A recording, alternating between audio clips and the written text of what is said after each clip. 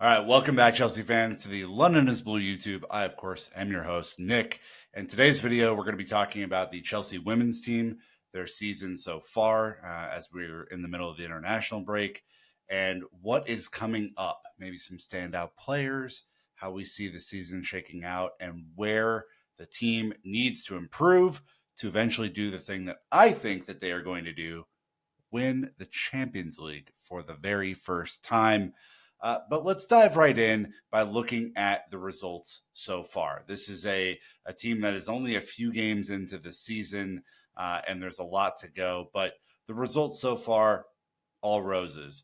On September 20th, beat Aston Villa 1-0 at home to open the season. A couple days later, 7-0 against Crystal Palace.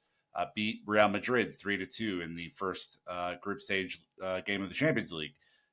Arsenal away, won that one, got it done. The Emirates no longer curse for us. The second game of the group stage of the Champions League beat FC Twente 3-1, and then finally dispatched of little old Spurs 5-2 at Kings Meadow. It's been a goal fest for Chelsea so far. It is absolutely crazy that the fewest amount of goals they put up were in the first game of the season. So the team really feels like it's humming offensively. A couple of questions about the defense, and I think those are well-founded. We'll get into those in the areas to improve later on. But where does that put Chelsea in both the league and Champions League standings? So far, because Chelsea had their first game against, or their third game against Manchester United rescheduled due to completely avoidable calendar mix-ups between the WSL and the Champions League. That has been postponed to a later date. Chelsea have only played 4 matches in the WSL. That puts them on 12 points with a 12 goal differential. They are trailing Man City, who have played 5 matches by 1 point in the standings. Man City only has a 5 goal differential. So they are City's in first, but again, 1 more match played than Chelsea. United in third on 10 points, 4 matches played, obviously same as us. And then the rest of the league is on 5. So you have Brighton and Hove Albion, a surprise 4th. Little old Arsenal, a surprise 5th. Their start to the season, not been so good. Liverpool right after them in 6th place. Leicester City in 7th. Tottenham in 8th. Palace in 9th. Villa in 10th. Everton in 11th. And West Ham struggling in 12th. And so Chelsea, obviously, game in hand on City. You would expect them to go top of the league whenever we get a chance. We have the best record in terms of no losses so far in the league. In the Champions League, similar story. 2 matches played, 2 wins, no draws, no losses, a goal differential of 3, and on 6 points. Real Madrid and FC Twente are second and third in our group stage, or in our group. That would put Real Madrid in second place just on goal differential at 3, whereas FC Twente has a 0 goal diff. And Celtic lagging behind on a -6 goal diff and 0 points. So that is where Chelsea stands so far in the season. It's very young. We're only, 1, 2, 3, 4, 5, 6 matches in. But at this international break, thought it might be time to just talk about some standout performers coming up next. Those standout performers, we're going to pick 3 so far in the season. 1 attacker, 1 midfielder, and 1 defender. The attacker, if you have been paying attention, Johanna Rytten-Kaneryd has been absolutely on fire. This is a player that I had severe doubts about as late as last year. Just the inability to convert chances into goals, some sloppy technique, obviously lightning quick, obviously super fit, and has not missed a bunch of matches due to injury or anything like that. But I worried about the final third quality. And this year, in a completely unexpected turnaround, she has become a leader and probably a first name on the team sheet for Chelsea Football Club. SofaScore averages her performances in the WSL at a 7.85, which is pretty dang high. Her highest was against Tottenham at a 9.2, where she had 2 goals and an assist in that game, was absolutely on fire. A couple of banger goals as well. Played 4 matches, started 4 matches, getting subbed off in like the 80th minute on average. 3 goals in the league. So she's scoring about every 106 minutes. She has at least 2 shots a game, and those are on target almost every time. 1.8 shots on target, 2 shots per game, doing pretty well there. She has 2 assists as well, and a bunch of touches in key areas, making 1.5 roughly key passes per game and 1 big chance created so far this year. And so you look at the output, and we're talking 5 total goal contributions just in the league so far. You look at her improvement as a player to this point, it has been absolutely fantastic. The JRK chop, which has now become kind of embedded into Chelsea folklore, is proving to be very successful. Opposition fullbacks are having a very, very difficult time with her at this stage. And she just looks to be going from strength to strength. It's a really positive inflection point. Dan and I both saw her in preseason, and we're kind of noted that, like, oh, wow, this is a player who looks really serious alongside Aggie Beaver-Jones and so on and so forth. So this is a really, really great development for Chelsea, who I think are looking to put together their best attacking combinations. We've seen the likes of Sandy Baltimore start on the left wing, grow right, and move inside. We've seen a little bit of Kat Macario. We want to see more of Kat. We've seen Lauren James on either flank. We've seen Myra Ramirez and Aggie Beaver-Jones start up front, trying to figure out the right combination. And so far, nobody's moving JRK off of her spot. So JRK, my number 1 standout performer so far this season. My number 2 standout performer is tried and true. You know me and my love for Millie Bright as a player, as a human being, as an enforcer defensively. Millie's been put in some tough situations so far this year. We have conceded a bunch of goals. Very few of them have been Millie's fault. The fullbacks are putting an immense amount of pressure because they're so far up the field on the center backs, whether it's Millie and Natalie Bjorn or it's Millie and Kadisha Buchanan. There's a ton of pressure, especially in transition, on both these players. And Millie has shown up as a captain in a big, big way after not being super healthy the last couple of seasons. Looks starting to get back into match fitness. Played 4 matches, started 4 matches, 90 minutes per game. Captain stuff there. 2 clean sheets in the league. We want to see that pick up for sure. 2 interceptions a game, 1.3 tackles a game, 2.8 ball recoveries per game. She's rarely dribbled past. She has 6.3 clearances a game, which tells you she's getting in the mixer. She's clearing a lot of crosses and balls that are kind of put into the box. And no errors led, no penalties given based on her actions. So Millie's one of these players where I think the more that she plays, the better we're going to see her perform. And my hope for her is that the knee holds up, that she's able to feel extraordinarily healthy this year. She's able to grow into the season and really be the stalwart that lifts the Champions League trophy at the end of the year, because she is more than deserving of that, given her long service record to Chelsea. So Millie Bright, my number 2 star performer for the year. Number 3 is a player that I really, really like, and that's Shuka Nuskin, who has been thrust into a midfield with a injured / coming back to full fitness Erin Cuthbert. She's partnered in many different instances, sometimes with Vika Kaptein, and so on. Like, this is a player who I think is starting to grow into a 6 role. We've seen her deployed everywhere under Emma Hayes last year, kind of nicknamed her the Chaos 10. I joked with Jesse Parker Humphreys, friend of the show, that, if she were to play striker, if she were to play number 10, I have no doubt that she'd get over 15 goals and assists in the league, just because she's that impactful and she always finds herself in the right spaces. But she's now being deployed in this 6 role, and she's being asked to do a lot with the ball. And so far, so good. I think she's going to continue to improve.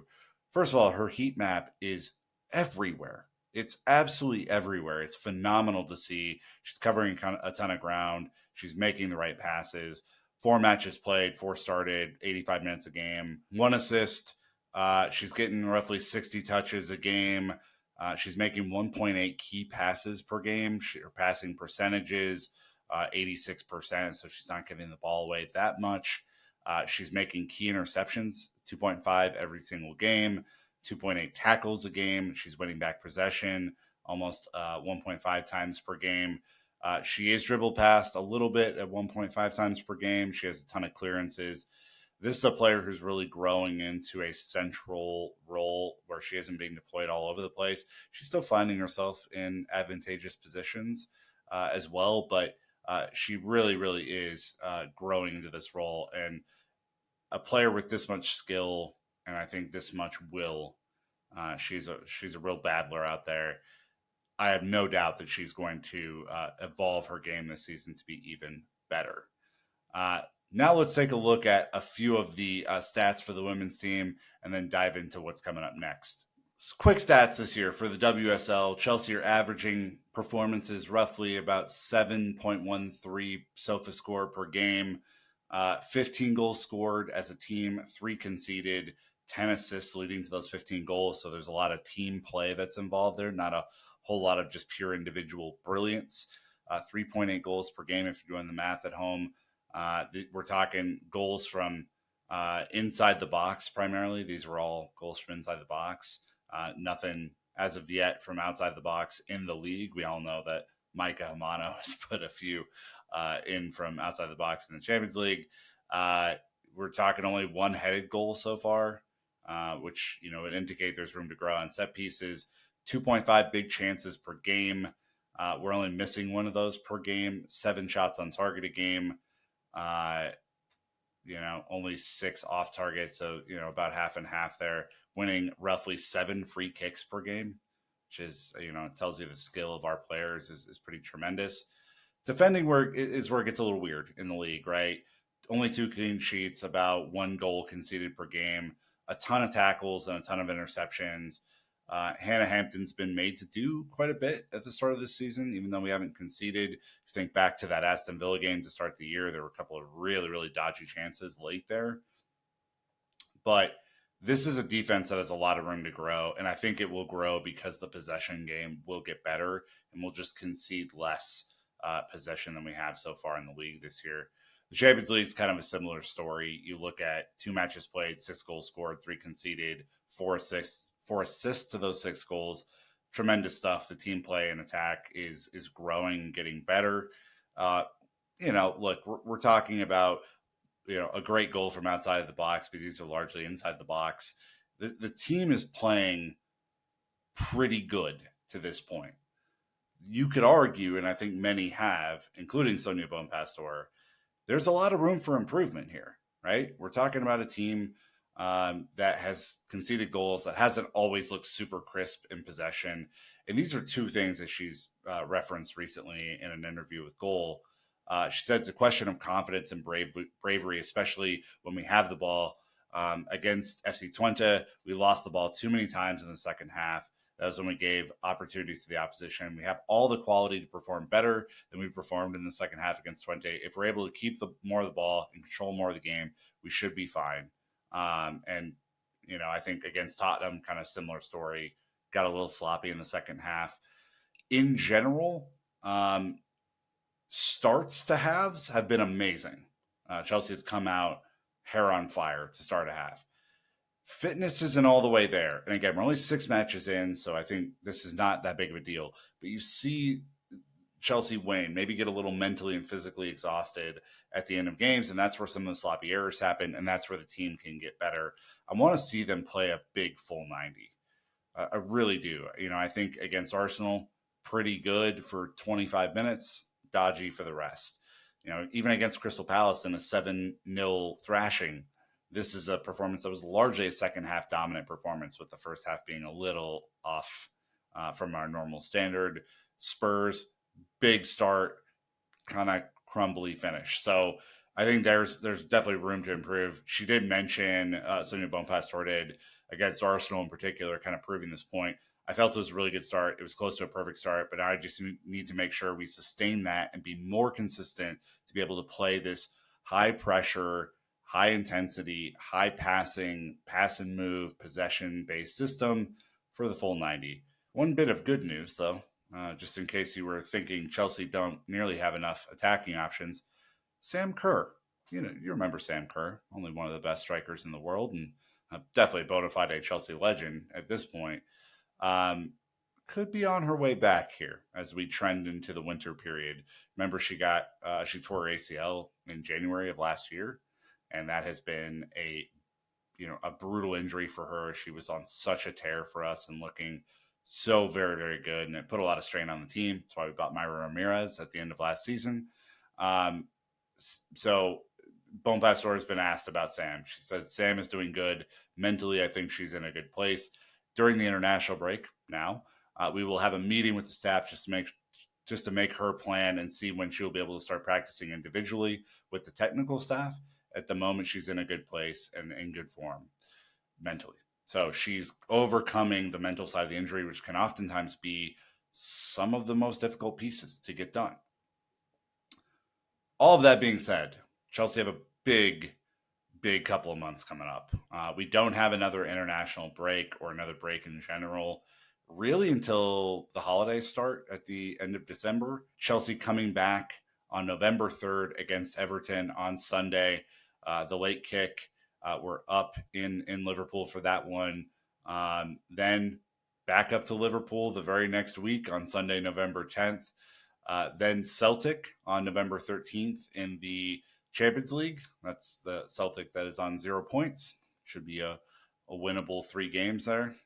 Then you got the big one. You got, after 3 kind of winnable matches there, you got Man City coming to Stamford Bridge, big Stamford Bridge game. Chelsea would be playing at the Bridge for Celtic and FC Twente as well in this period. But Chelsea hosting City at the Bridge, big atmosphere. I really hope everyone shows up for this game. City have looked good against us recently. This is our primary title rival. There can be no doubt about it. City are good. They've dropped points to Arsenal. They're definitely looking to regain some of that momentum against Chelsea. So if you're able to go to Chelsea City at the Bridge, please, please, please do create a raucous atmosphere. Go hang out with Basil for a little bit. It'll be amazing.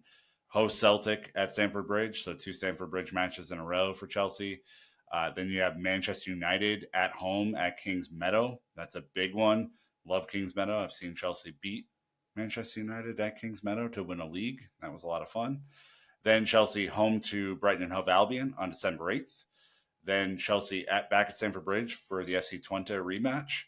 Then Chelsea against Leicester City away on December 14th. And then you finally finish at Real Madrid on December 17th to kind of close out the year. And the team will go on a break basically from December 17th all the way through January 19th. So there's a huge winter break for this team where they can rest up and hopefully avoid some of those nagging injuries. But let me know what you think. Let me know where you think this team is trending. I think there's a little bit of work to do defensively. I think there's a little bit of work to do in possession. Obviously, one key striker yet to come back into the fold. But do you think Chelsea are going to win the Champions League? I do. Let's get it done.